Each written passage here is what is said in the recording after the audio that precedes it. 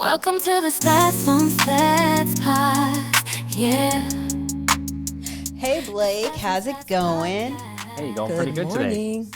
Ooh, we can't hear you. Yeah.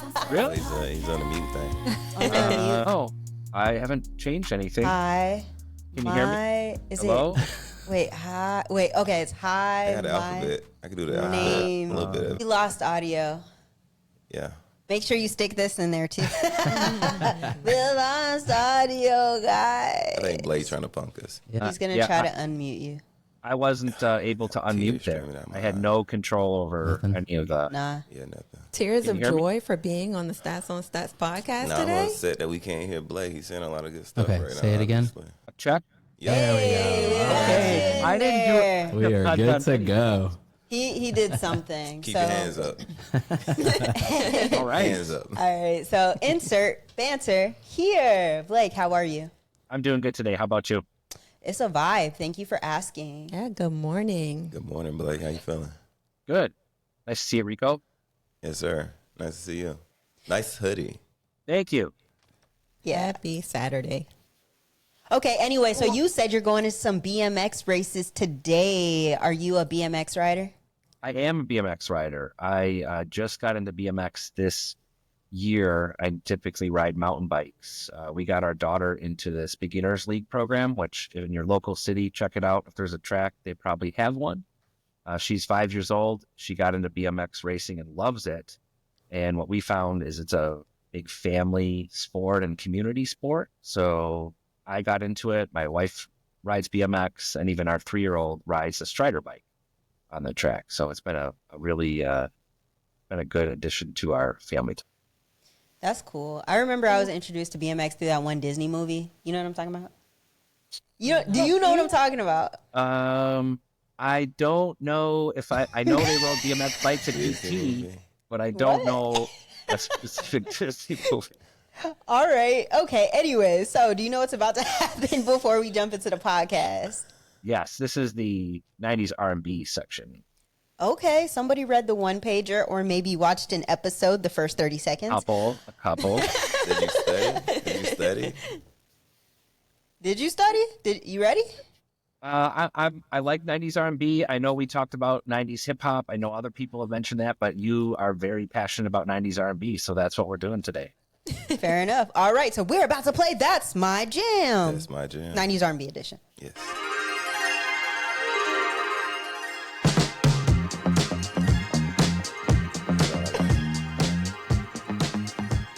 All right, so we're going to go ahead and jump into the rules. They're pretty simple. We're going to play 4 covers of 90s R&B songs. You have until the end of the song to guess either the name of the artist or the name of the song. If you're able to guess both, it's a total flex. However, the points are the same. You can either say pause or you can just be like, I'm a guess. Okay. All right, you ready? All right. Yeah, I'm ready. Anthony, song number 1. If tomorrow is Judgment Day, You hitting that chat GPT hard, boy. and I'm standing on the front line, and the Lord know this song? asks me what I did with my life, I will say I spent it with you. Who's Your Love by Whitney If Houston. I- Hey! So you using chat GPT or Gemini? I'm using Chat GPT. Shazam. All right. Yeah, fair No, enough. Shazam. I thought about Shazam, but then, if it's a cappella, Shazam may not pick it up. So Yeah. All right. So you want to roll song number 2. Everybody, move your body. Now do it. Here's something that's gonna make you move and groove. Hey DJ, keep playing that song all night, on and on and on. I think I know this one. Friday I'm going night to get a and little the hint there. weekend's here. I need to Everybody, unwind. Everybody Where's by the Black Box? party? Mr. What? DJ. Everybody, by Black I Box. am ready to come out. Who is Wanna try that? again? Okay, so that's not the right answer. So, man, Hey, playing Mr. that song. DJ. Is this Quad City DJs? I don't know what's going on right Okay. I'm not, So I got that one wrong. wrong. Okay. no, It's no. do you want to tell them what it is?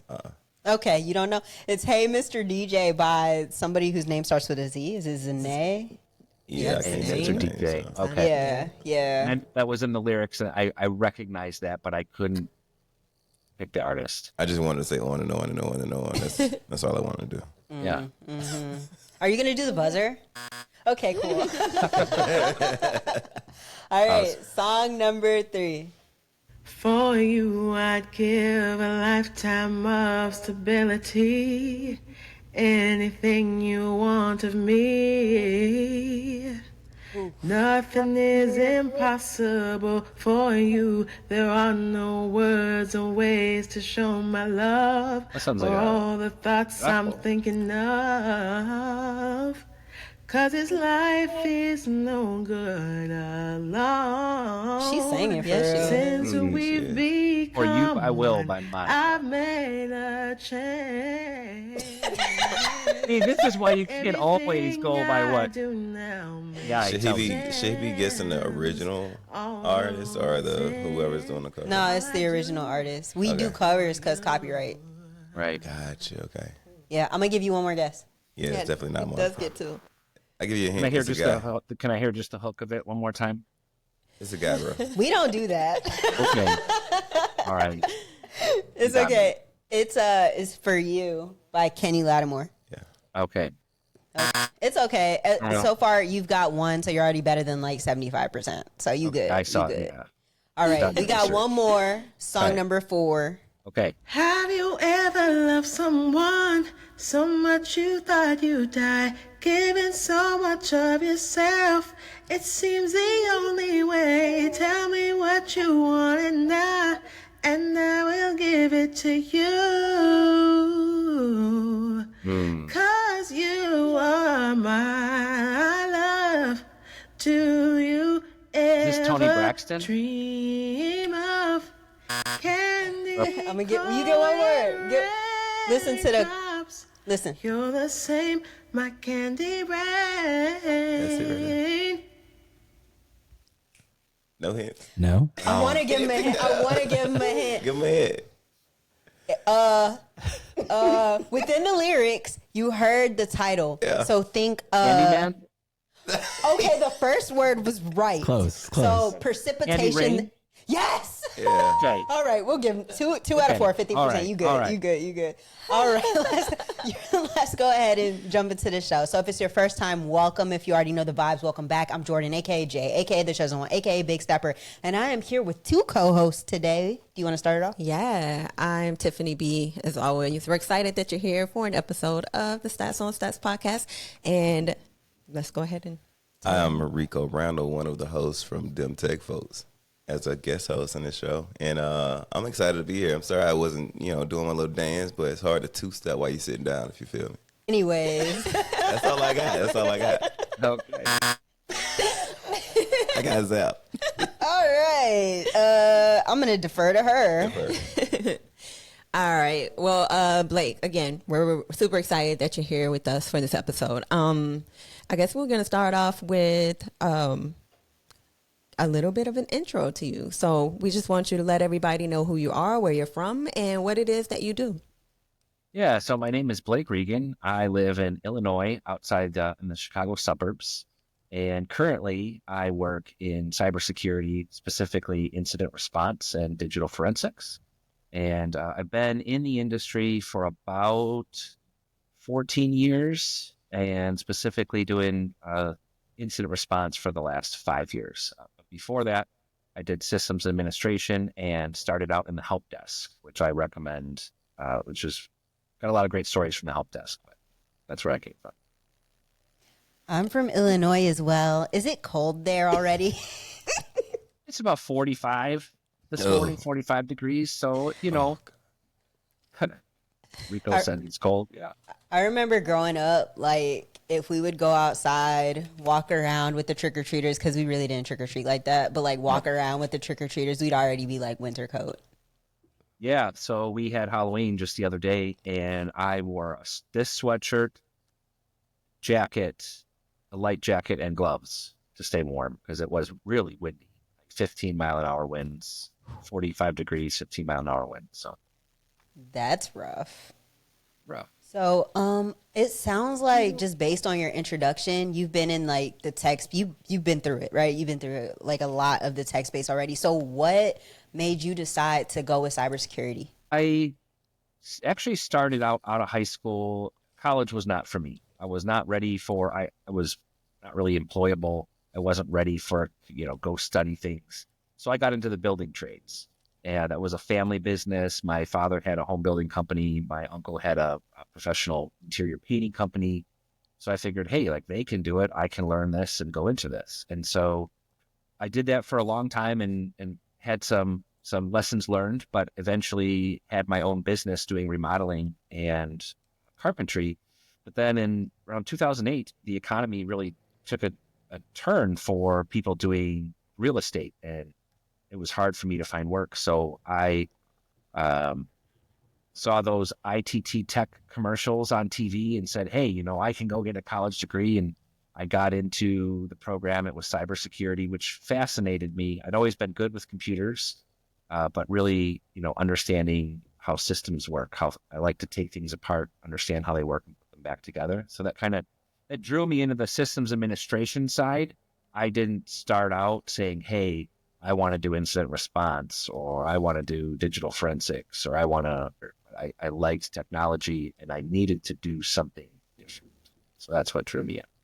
I feel that. I was going to ask about that because I did see the ITT stuff on your resume, but you also have some impressive certifications under you. Looking back and having the experience that you've had right now, education-wise, would you have still gone the same route with ITT, or would you have tried to find a more direct path to your current position? So some may be familiar that ITT Tech was one of those schools that did the predatory lending, and it no longer exists.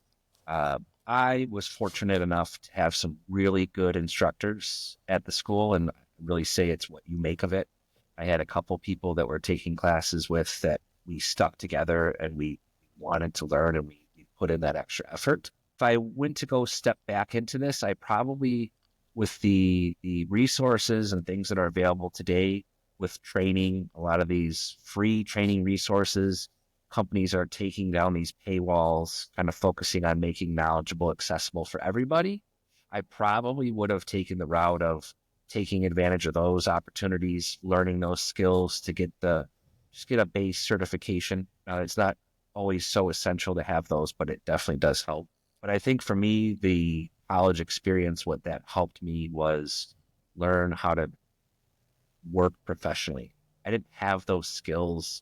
I didn't know how to really use Excel or Word or put PowerPoint presentations together. So for me, the benefit of doing college courses gave me that kind of discipline to understand, yeah, I'm working towards this. I'm working with a group, learn about group dynamics, right? Norming, storming, forming, and performing, which still, shines true today. So if I look back on my life and said, would I do it differently? I don't know. So kind of looking back, I don't know if I have that answer, but I do think I would gravitate more towards some of these great resources that are out there, like Black Hills Information Security and the Cyber Mentor and other people who are eliminating financial barriers to education. I appreciate that. And I really do appreciate like how you walk through that whole scenario, because there's a lot of gems, if you know, right? But there's a lot of benefits. It's a pro and con situation. There's no, right. I don't think there's a bad thing. There's not a certs are better than college. You really have to step back and ask yourself, what do you want to do? What do you want to get out of it? From it? Yeah, what do you want to get from it? Because from college, you got the structure, you learn how to organize your thoughts, probably learn how to articulate your thoughts, either orally or, written, probably research wise. I mean, when I did my MBA, it was the big benefit I got from it was just being able to do research from a macro level and bringing stuff back down, and then the networking situation. Networking, a lot of people sleep on the importance of networking when you're moving through your journey. Having extra eyes in addition to yours that are looking for opportunities for you while you're sleeping even. There's a tremendous amount of power in that. But, yeah, certifications will give you a direct route. But just like anything else, there's pros and cons, and you have to really assess and understand, okay, well, what do I want to get? And which one gets me that in the most efficient way. Right. So thank you. Yeah. Man, that really like moved you. You start crying. Yeah, man. I just He's crying right now. like, you got to edit this out, man. I can't. He's like, and I don't know, you know how I am, so I don't know why the first thing you want to talk about was education, knowing how passionate I am about education. Yeah. Like every Thursday night, I actually lead a work group, a community work group where for free, I teach people or get people prepped for RTSA and some other things. And I also teach, neurodivergent kids with my twin brother on Friday afternoons. That's awesome. During our lunch break. So I'm very passionate about education. My son's got autism. I think you guys know about that. So very interested in how we think differently and how we, process things differently, right? So. Yeah. Yeah. And Rico, you touched on a great point there about the networking part. I was able to get a fantastic opportunity from an instructor who, and I might get emotional talking about this. This person really took a chance on me, recommended me for a role at Motorola Solutions, and that job really transformed my career. And this person, his name is Mark Hatef. He would take the time to teach you anything you wanted to know. And he ended up passing away a couple years ago. And when I found out about that, like, it hit me so hard, right? Because this person got me took a chance, didn't have to, was working 2 jobs, adjunct instructor, took the time to, if you wanted to learn something, he would teach it to you. He would help you do that experience. So the education piece is very passionate for me as well. And, it's great to see that you're giving back to others and making that opportunity available for other people, which, is really important, right? If we've gotten things, opportunities that we've had that others may not have, sharing that knowledge with them is so essential to kind of keep moving that forward and doing that next right thing, right? Someone did it for you. You're doing it for someone else. Maybe they'll do it for someone else down the road. And I got a lot of questions about, what you're doing and things like that. But I really, we're here, right? We're in this space of education and almost into like a mentorship conversation. So with that, understanding like the milestones and the issues that you kind of like ran into, had to overcome in your journey, what are you doing to facilitate an easier ride, for others? It's a great question. So I have a mentor. I have mentors, kind of unofficial, but I also have mentees. I have someone that I work with at my workplace who kind of approached me as like, hey, I want to get into cybersecurity. So we've been working together on getting into CTFs and exploring skills and doing mock interviews, right? If this person has an interview coming up, I will take the time with them the night before. I'll read the job description. I'll make questions that I think someone would be asking for that. And then we do a mock interview. So this person is ready, prepped. And then also volunteering my time in the cybersecurity community at conferences to make a great experience for someone else who's coming into it for the first time. Like it was so important to me, and I was overwhelmed by how great it was to go to a conference and have people that are just there to help and do good things. And it made such a difference for me. I felt welcome. So for me, I will spend my time and continue to do so at conferences like Blue Team Con and Wild West Hacking Fest to hopefully give someone else a great experience for their first time or a return time, so that I'm moving that forward. And on the mentor part, me seeking mentors, right? Seeking out challenges, things I want to get better at. I have a mentor that helped me get into Toastmasters, which really helped my speaking and listening skills, which has been instrumental in my current role, other roles, even being on this podcast, right? If you told me 2 years ago that I would be on a podcast doing an interview, I would probably have a panic attack, right? Because I wouldn't know how am I going to speak and listen to these things. So just little examples like I started attending Toastmasters since the podcast, and it hasn't been a secret.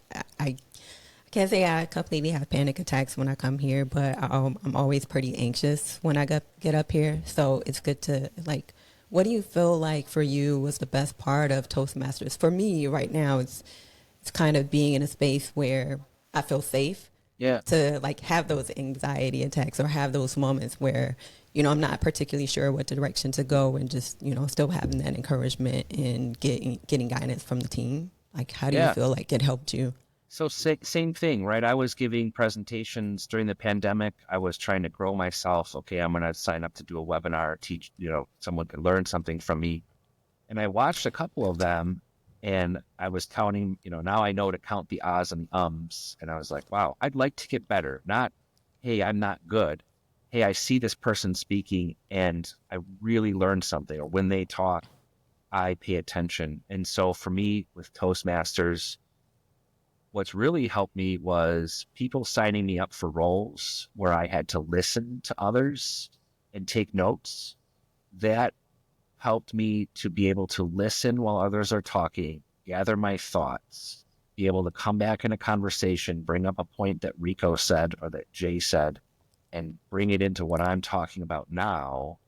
And then also the random topics like table topics, right? So now you're going to get a question that you may be talking about your role in education in your career, and then you might move on to what's the next step for the industry, right? So how can I pivot that? And I still need to practice it. I still catch myself. And before a presentation, I have a little routine. I kind of just go over what I'm going to talk about.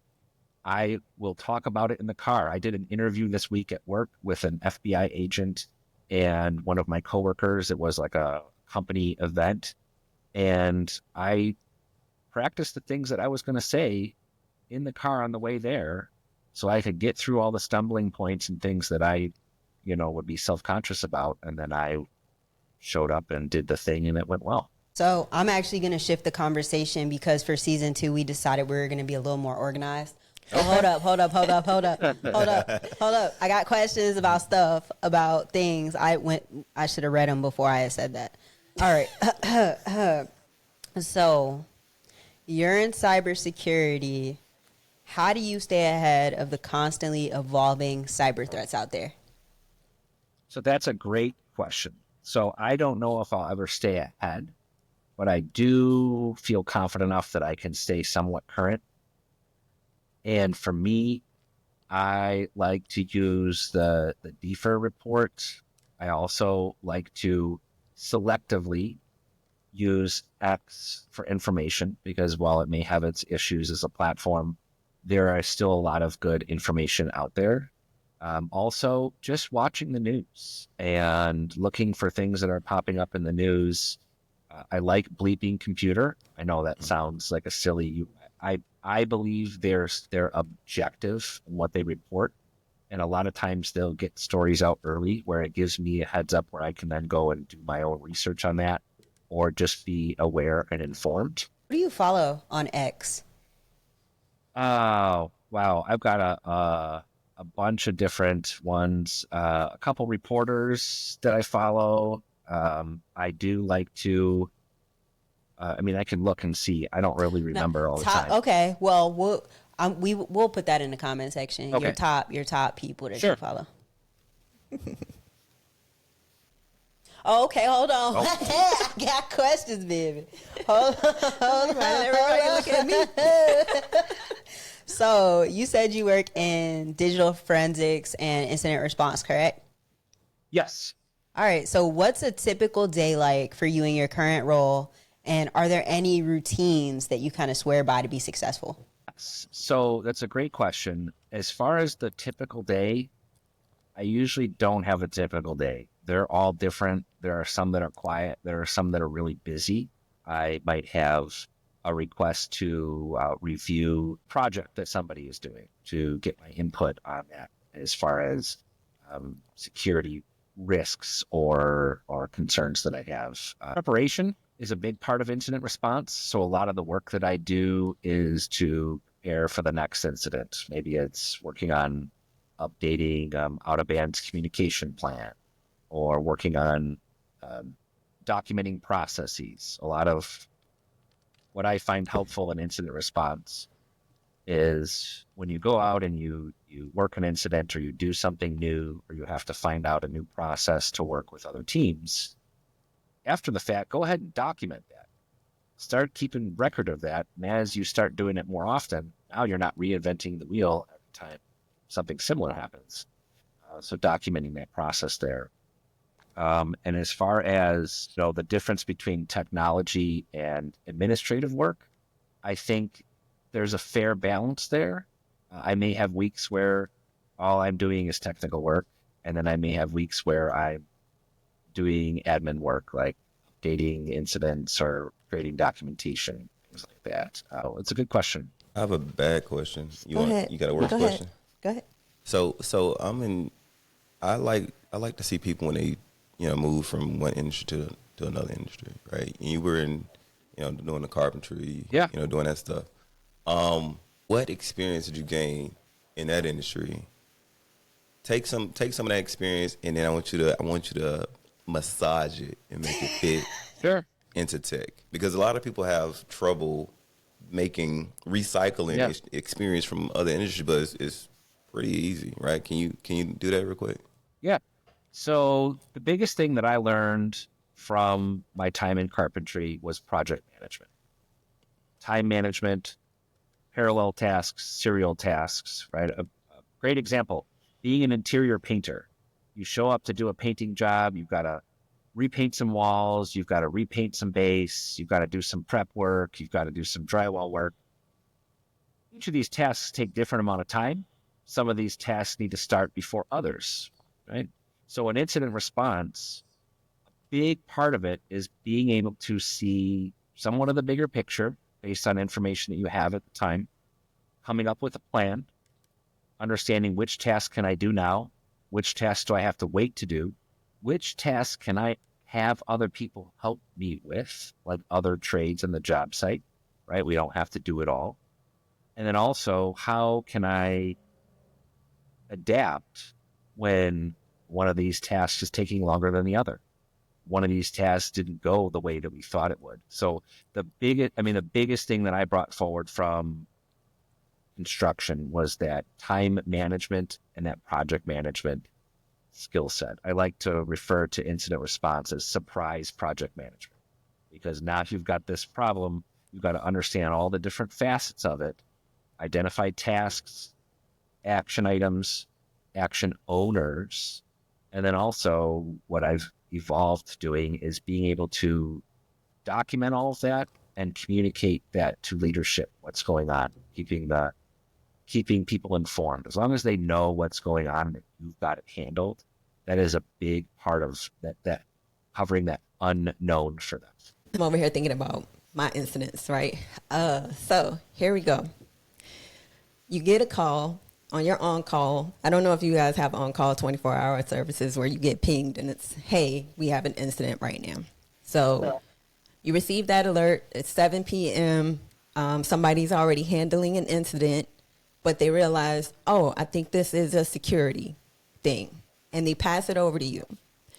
And you already mentioned sometimes it's learning what those technologies are, maybe that you haven't discovered before. How do you handle being the lead as the incident responder and trying to direct everyone into what their tasks need to be or what the action items are, while you're simultaneously trying to understand how this technology impacts the organization as a whole?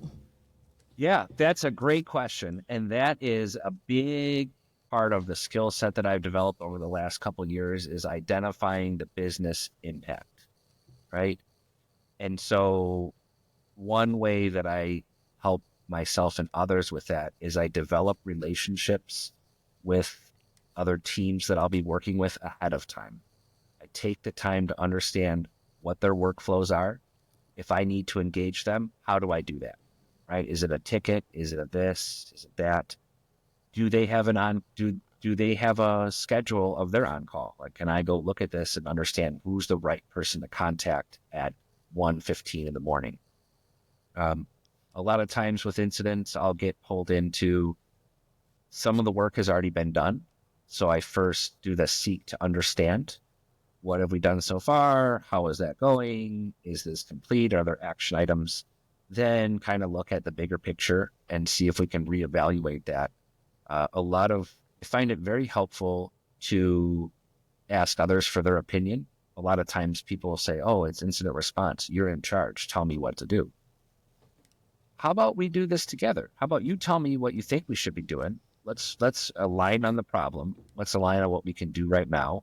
If you have a way you think that you can do this, let's go for it, right? We'll touch base on this. If you think it's going to take 6 hours, let's touch base back in 6 hours, right? Empowering people and also instilling that confidence in them, I found is so helpful. So to kind of recap, that you get a call in the morning from on-call and there's all these things that have happened. Again, it's more understanding, where do I need to go to look for this information? Is this an alert from a tool? Is this an email from an outside entity letting us know that they found some data of ours?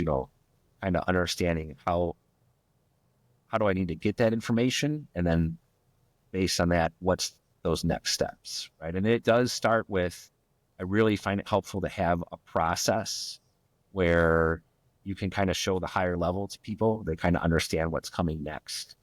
Has been very helpful. I think for me, that goes back to those documents that you were talking about, right? Yeah. Having a document, for me, I learned this when I was at the SOC.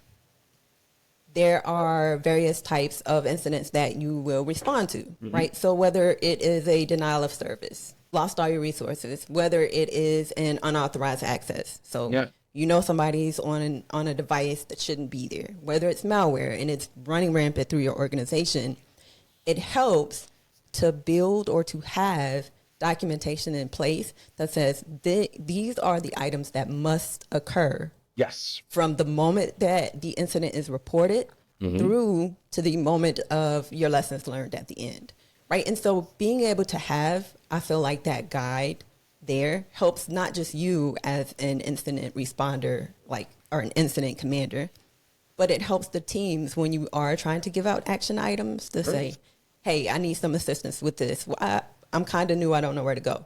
Yeah. Here's the documentation. It's in place. But what's also good is having the team on board when it comes to updating those documents. Yeah. Right? It might be helpful for me to have the document a certain way. But if that isn't helpful for Rico in order to make it through that incident response plan, then we need to have everybody kind of on board with updating those documentations. I got a question real quick. So you said something in that. I couldn't fade past that. Are you an incident? Is it incident response or incident commander? Are you a commander? Me? Yeah. Yes, I am an incident commander. That is so cool. I thought you made that up. No, whenever. That is so cool. No, Hey man, look, that's so commander. Man. I like that. That's whenever what's up. you're leading an incident, they always call you the incident commander. I've so then never you'll heard have that. you'll have your deputies or your other team members that work with you. But I learned something new. Hey, Thank look, you. real Appreciate quick. Make sure everything Tiffany just said, chop that up so she can upload it as a resume. Yes. See, Yeah. I got your back. Don't even worry about it. Don't even worry about it. All right. So, real quick, for the people who are listening to this right now and they're like, man, your job sounds so cool. I'm trying to get into that. What are 3 pieces of advice for people who are interested in transitioning into cybersecurity? Just cybersecurity. So just cybersecurity in general?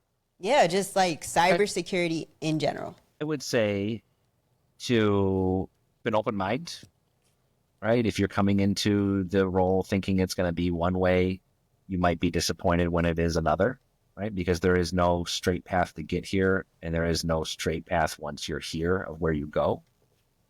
So that would be one piece. The second piece would be practice the things that you're telling other people to do, or have a password manager, update your devices, be familiar with how that works. Just those simple things.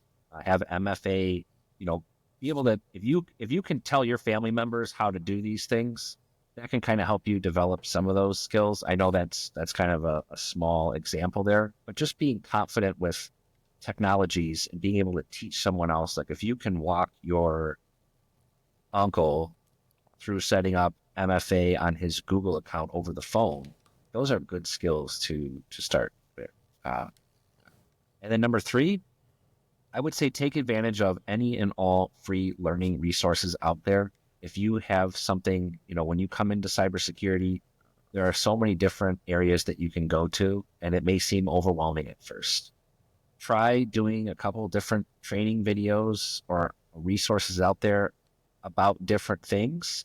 And if one of them really excites you, or you get really passionate and you like go down the rabbit hole of YouTube videos, of online articles, maybe start exploring that a little bit more, right? It's if you can find something that ignites that fire, that passion inside you, that might be something that you really love and can be great at. Even if it's hard for you at first, if you get excited about it, try to keep that excitement, because it is really important as you move through this journey. So real quick, I want to plug something because you mentioned like free resources, and I'm going to plug this not just because they're our partner, but it's a tool called Path AI, and it actually has a built-in AI learning assistant. So if, for instance, you're like, I want to get into cybersecurity as an incident responder or in Blue Team, you could literally type that in, and then it creates a curriculum and it consolidates related YouTube videos and stuff like that. Yeah, I'm going to take a note of that, because for sure. It's really cool. And again, I didn't just plug that because we're partners. Right. I think it's a valuable resource. I think you got something in your eye too. Like it's not just my eyes that's messed up. If I wink like that, would it like stop? No, I just do it because sometimes he'll add the ding in the video, and I like that. Is that why you did that? Yeah, literally that's it, because I want to hear the ding. You never knew. Like that's cool. I like that, bro. Like a lot of what you just described, it obviously comes from your help desk days. Like you get a tremendous amount of experience with customer service, as well as like understanding, the enterprise from the customer's perspective and their challenges. So just doubling down on what you said earlier in the conversation, that's a great way to start. Just don't get stuck. Don't get stuck. Don't get stuck at help desk. That's all I'll say. Yeah, a help desk is a great place to start out, for the purpose of learning how to ask leading questions. Like if you're saying, hey, my calculator doesn't work, and you're talking the person through it and they're telling you they're pressing the button on the screen and it's not working. Wait a minute. Are you doing the calculator on your desktop and trying to touch the monitor to make it work? Or are you using the keyboard? Like that could be the difference of going round and round to solve a problem, or, getting right to it. And I do work with people who have not worked on the help desk. And sometimes I've noticed it may take them a little longer to sort through to get to a problem with the questions they're asking. I don't know if that's related, but it's helped me out tremendously in my career.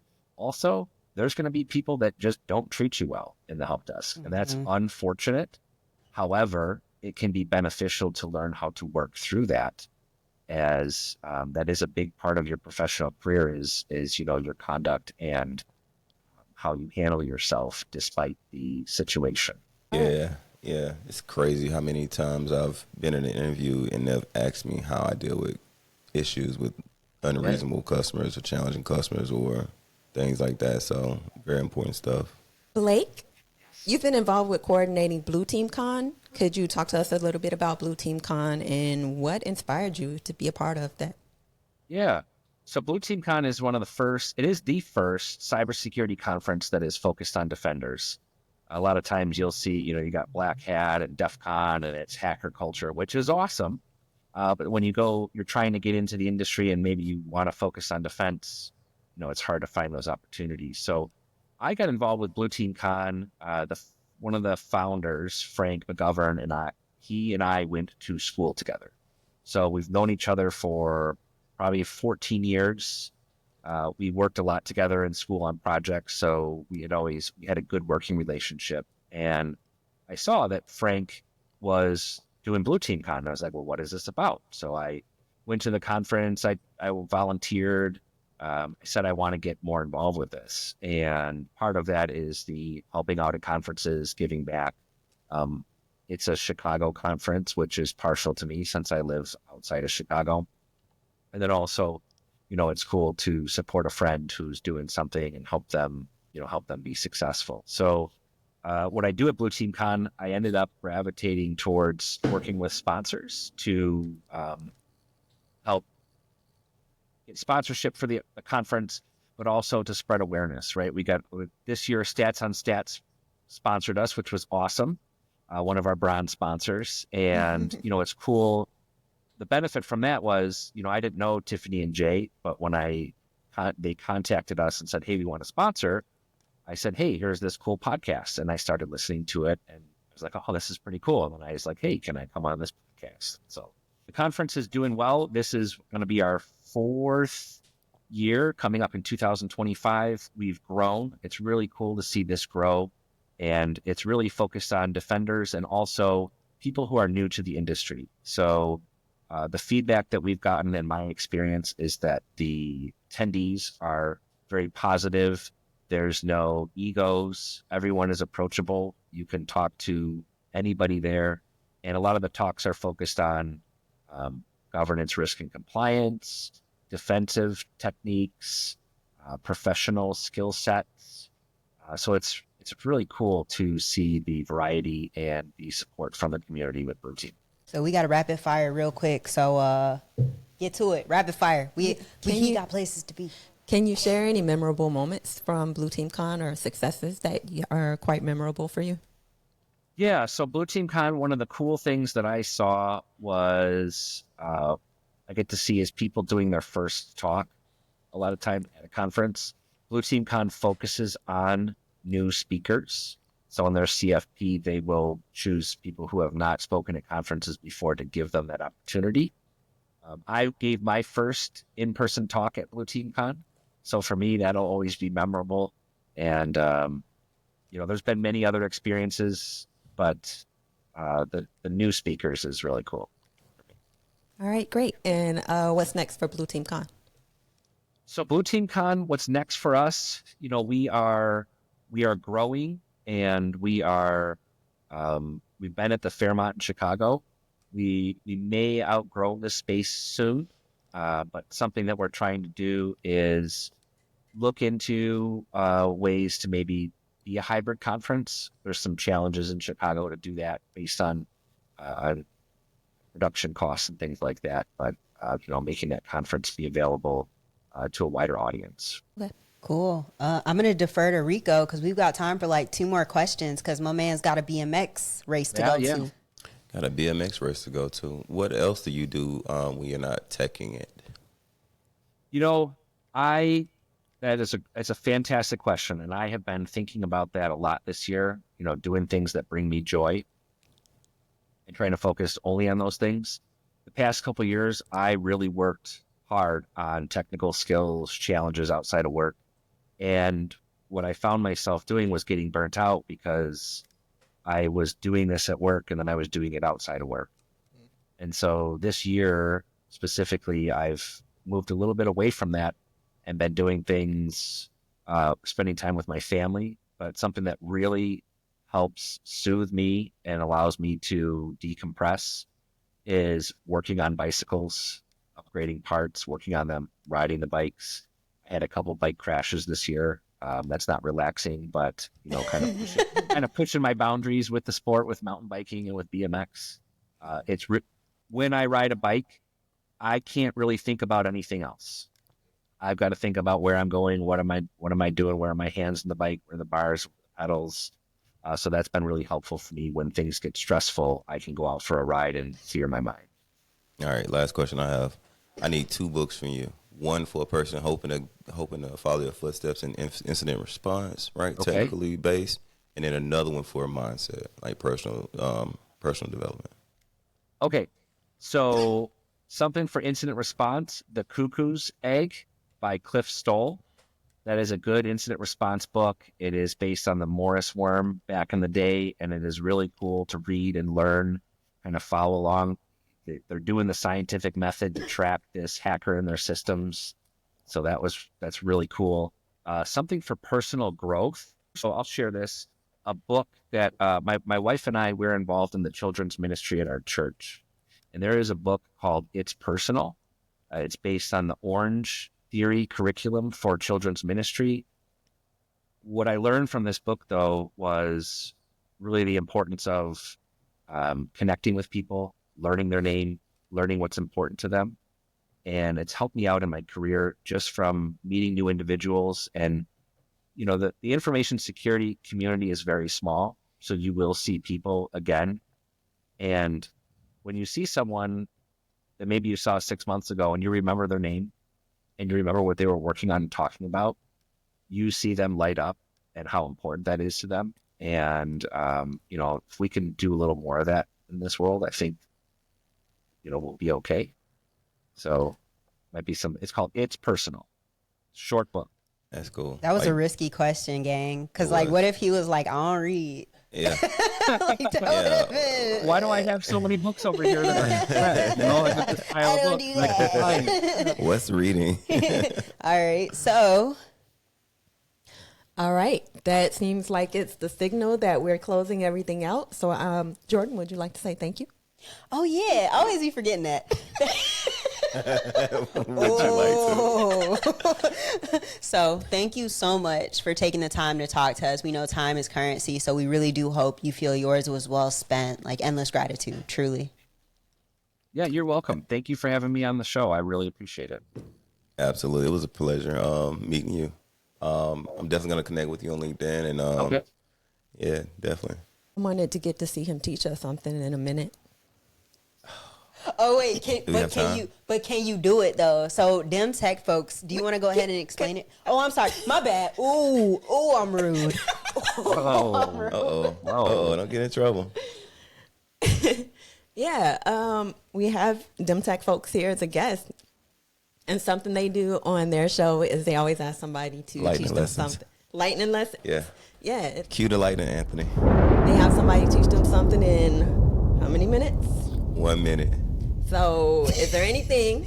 It'd be like 5 minutes, but 60 You seconds. can teach us in 60 Well, we edited it down. Doesn't matter what it is. Does it have to be tech? Yeah. What can you Sure. teach us in 60 seconds? Yeah, I can teach you the incident response life cycle in 60 seconds. Like it. Hold on, let me start the clock Okay. because we really only have 60 seconds. Ready and go. Okay, so with the incident response life cycle, for me, there's two ideologies or ideas to look at. There's the high curl method, which is preparation, identification, containment, eradication, recovery, and lessons learned. And then there's the NIST incident response life cycle, which is a little more condensed, which is our detection and analysis, containment, eradication, and recovery, and lessons learned. There's preparation in there. If you would say, Blake, what do these mean? Well, preparation, that's the most important part of incident response, preparing for the next incident. Then we have identification. We have to understand what the problem is, what the incident is. Containment. Are there any actions that we can take right now to stop the damage, stop data from leaving, stop the attacker in the environment? Then we have eradication, which is eliminating that threat actor from our environment or removing the threat. Then we have recovery. If there's any systems that we need to rebuild, data to be restored, or accounts that need to be re-enabled, we do that. And then there's the lessons learned, which I think is the second most important part of incident response, is where we take a look back at the incident, identify what went well, because there always are things that go well, what could have gone better in a blame-free environment. Then we identify action items to address those things that could go better. And then we communicate that to our stakeholders to help bring that awareness from the incident and close it out. That's awesome. Anthony, I would love for you to put a timer right there. Perfect. That would be amazing so we can see it was like 2 minutes. Okay, go ahead. All right. No, chill. Thank you so much, Blake. It was a pleasure to have you here for us. And everyone else, thank you so much. We really enjoy your time. Thank you for being a part of this. And I guess we'll see you next time. All right. And maybe I'll actually get to see you in person at Blue Team Con in September of 2025. That would be awesome. Like it. Oh, last Nice thing. plug. Are you open to people connecting with you on LinkedIn? Yes. Yeah. People can connect with me on LinkedIn. Yes. And I have a blog. It is on digital forensics and incident response. It's blueteamtactics.net. Okay. And your LinkedIn was just your name, right? is Blake Regan. You can LinkedIn Blake Regan. Awesome. It's not Let's share the Blake link. 85695. but all right. Well, thank you all for joining us. It's all love. See y'all later. Yes. Commander out. Yeah. We did it. We did it, you guys.